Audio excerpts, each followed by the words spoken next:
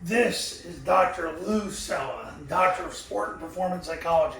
And I made this video yesterday about long trapping versus the bear, something that Air Force does where they just want to trap the 5 technique because he's the one who's triggering whether or not they're going to basically run mid-triple or trap. And if he came up the field on zone dive, they're like, well, this is the guy that's dictating everything, so why don't we just trap him the next play?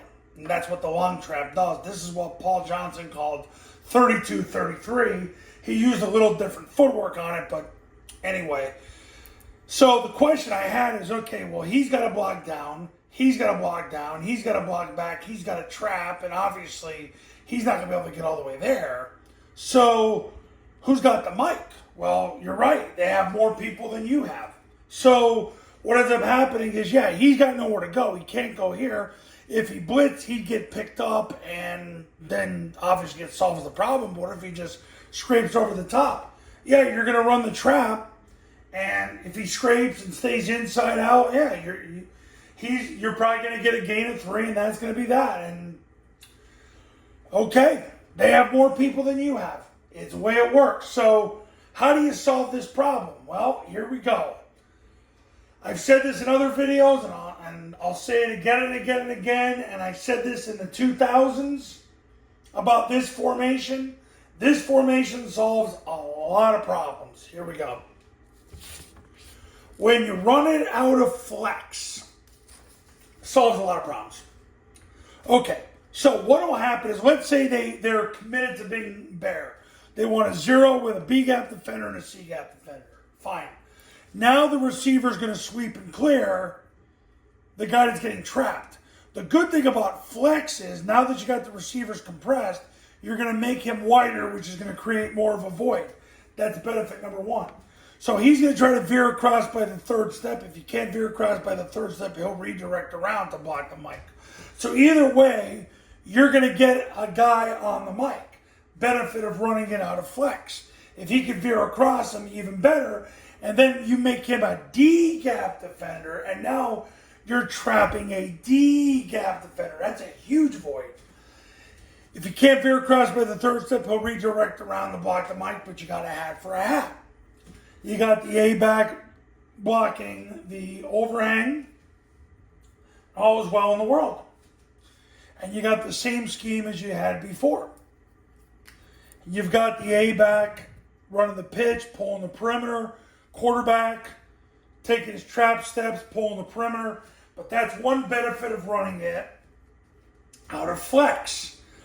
Because if he veers across this guy, you made him a D-gap defender. Now you're trapping a D-gap defender running to a bigger void. If he closes, you got a hat for a hat. Because he'll swat and then get to the mic. So he's accounted for. Benefit of running a long trap out of flex. Now,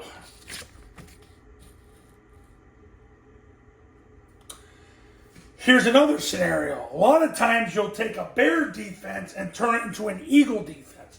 So they'll maintain the TNT, but now this player who's a 5 might turn into a 9 when you put a 3rd guy in the surface, and then the backer sits over the top. Now you made it an eagle defense. So he's got a free release here. Yeah, you're not going to be able to get him, but who cares, because where's he going to go? Because if you got a backer here and you wall him off and you run off that block, where's he going to go? He has to go that way to make the play, and by then you've got many more yards. But you turn a bear into an eagle defense. Now he arcs the corner. You still got your down, back trap progression, and off you go. So those are the 2 benefits of when you get into flex and run the trap, is now you can account for the mic because you got an extra player. And you're in a balanced formation. So you're not tipping away where you're going.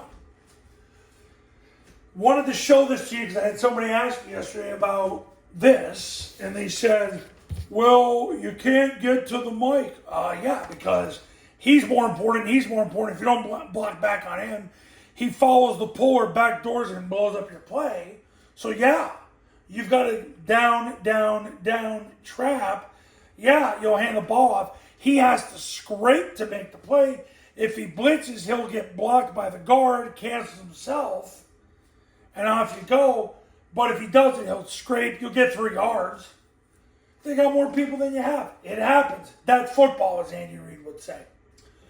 So when you go flex, once again, flex formation solves the problem because you'll sweep and clear this. Now you got him for him.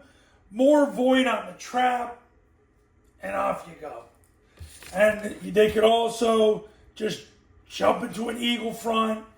If he's going to be the edge setter, a lot of times they'll keep him there. Now you'll veer him into here. Yeah, you don't account for Mike, but where's he going to go? He'd have to go that way to make the play. You can't go that way to make the play. He'll get caught up in the wash. Plus, you create a bigger void.